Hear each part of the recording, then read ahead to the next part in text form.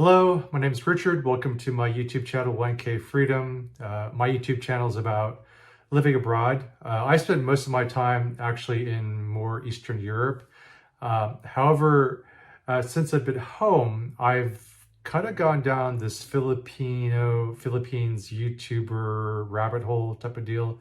And I've just watched a lot of YouTube videos on the Philippines. Even though the Philippines isn't on my radar, I've been there, it's a nice place. It's just not for me at the moment.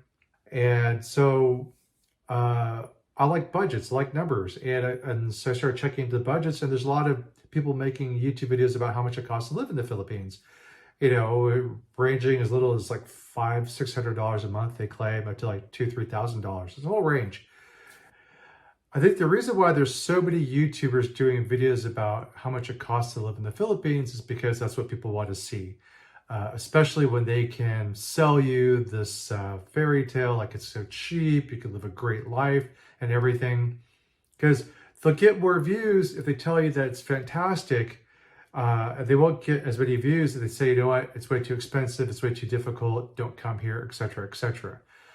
Which is fair. It's marketing, right? Some of these YouTubers, they make a living off of YouTube. That's how they survive, right? That's how they survive living in the Philippines, is because they, just make lots of content. And so, since I've been home doing my stuff, I've been playing these videos in the background. And also because there's been some like drama in the Philippines, and I'm a little ashamed to say I've been sucked into this sort of like housewives of the Philippines type drama, but they're dudes arguing with each other. But anyway, and so what I've noticed though is that these YouTubers, they don't all talk about the same items. They cover the similar stuff like rent, food, transport, whatever. They go, but a lot of them exclude other details that I think are important. And so I'm just making this video just to share with you what I've been listening to and things that I think maybe people are planning for or could be surprised by the expense of certain things. And so without further ado, electricity. Philippines, it's hot there, no doubt. Some people say they just survive on a fan, okay? They spend like 1,000 pesos, I think it's the right currency, pesos, to cover the electricity. Or other people talk about they're running 2-3 air conditioners, and I think one guy said it costs like $500 a month to run electricity. So, if you're on a small budget, I think you got to be prepared for the fact that if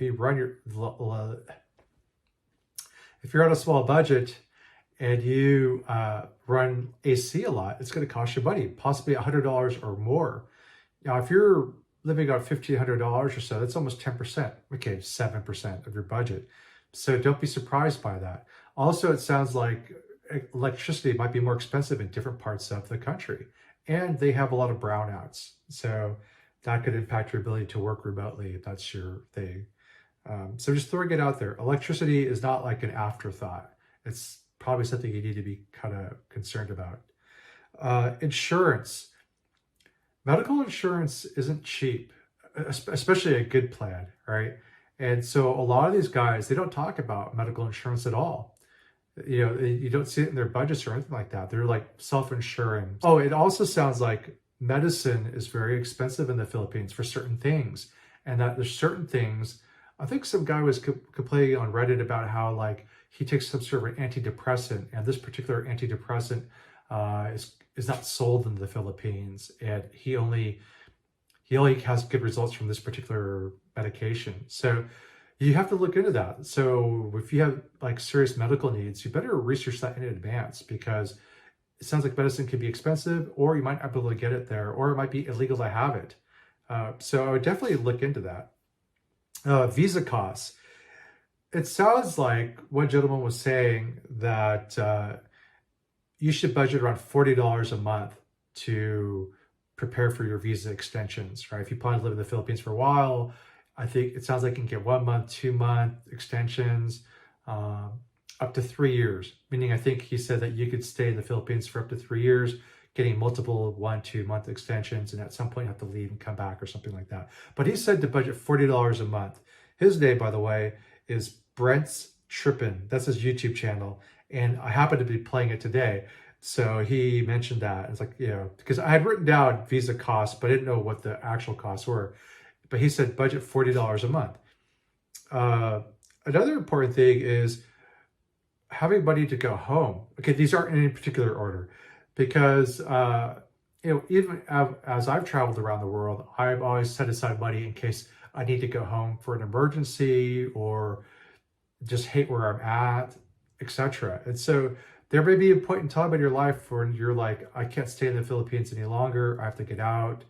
Um, and so you need to have the resources to do that, right? So somehow either you're budgeting monthly for that, right? Putting $100 aside a month for a plane ticket, or or you already have it in advance somewhere, maybe put aside a separate account so you don't touch it.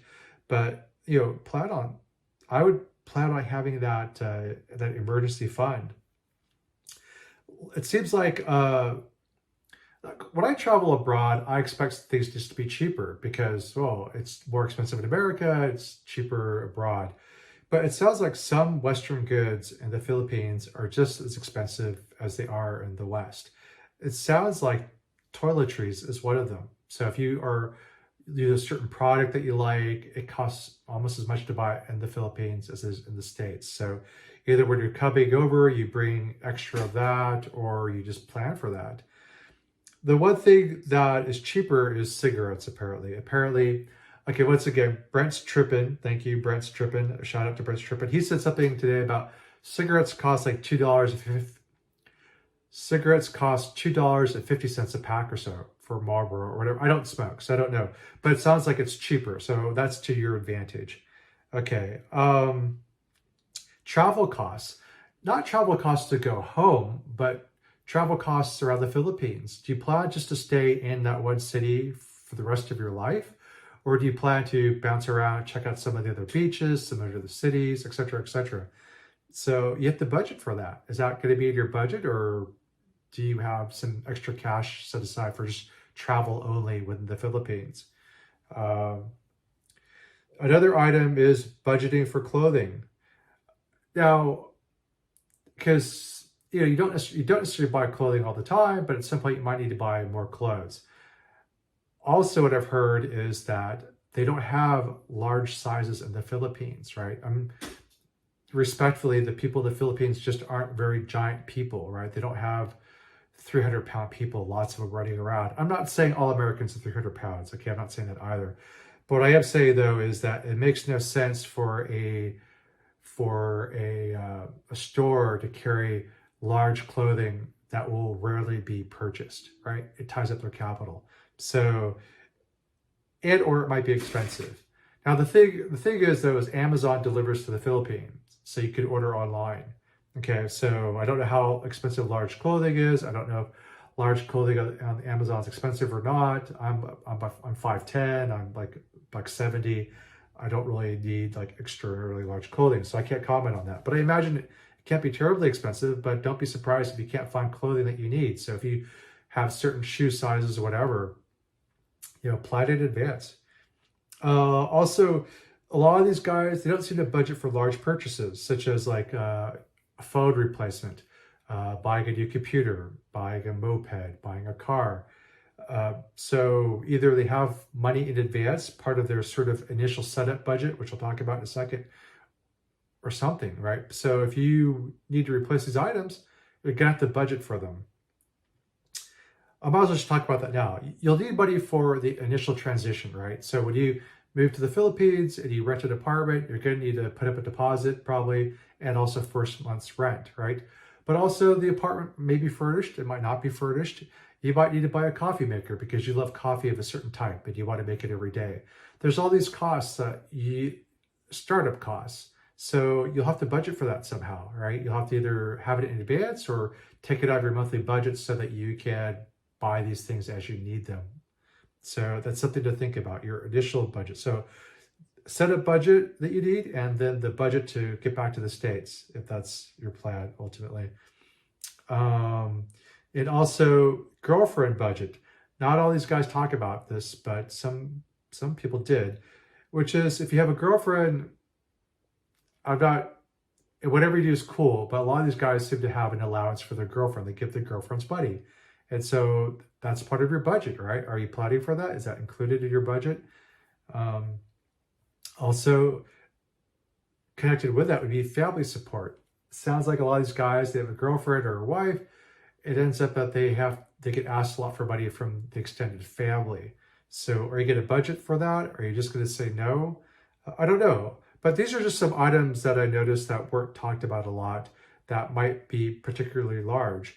Other things that are smaller are like laundry. Some guys talk about cost of laundry, some don't. Water's very cheap there. Cell phone's not too, like a SIM card, monthly SIM card, it's not too expensive, it sounds like. So there's other things, obviously, typical stuff. But these are the items where not everybody includes them in their budget. And I just wanted to point it out to you so that you could, see if it applies to you, factor it into your budget, right? I'm just trying to be helpful. I'm trying to pass along the hours and hours of knowledge that I've accumulated about the Philippines that I will not be able to use in the Philippines because I don't plan to live in the Philippines. But some of this information is useful for anybody going to live anywhere abroad, right? So anyway, that's about it. I hope you enjoyed the video. Thanks so much. Go drop a like if you want to be supportive. Take care. Thanks. Bye. I could budget for a new chair if that's not so squeaky.